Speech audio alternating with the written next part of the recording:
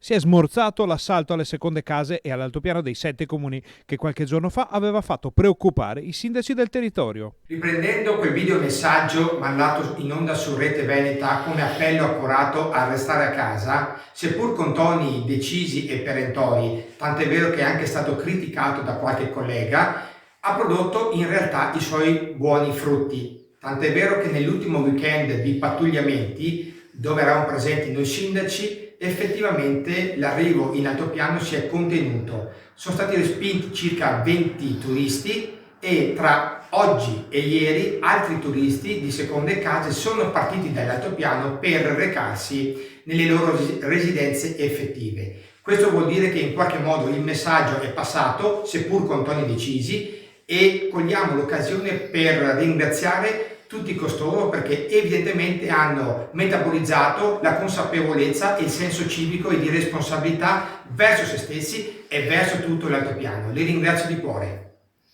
Un appello importante va fatto a tutti voi.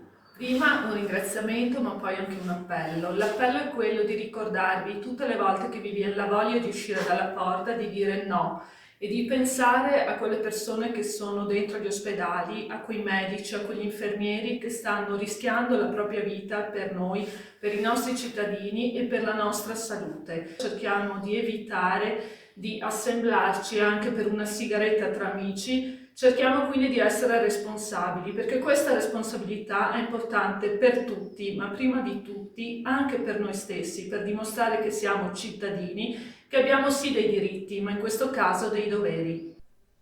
I filtri funzionano quindi e molti proprietari di seconde case hanno capito l'importanza dell'uso del buonsenso, ma si contano anche i primi decessi connessi con il coronavirus.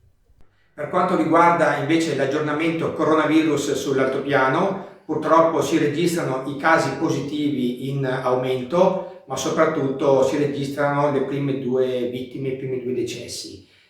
A nome personale volevo esprimere le mie più sentite condoglianze alle famiglie di queste due persone.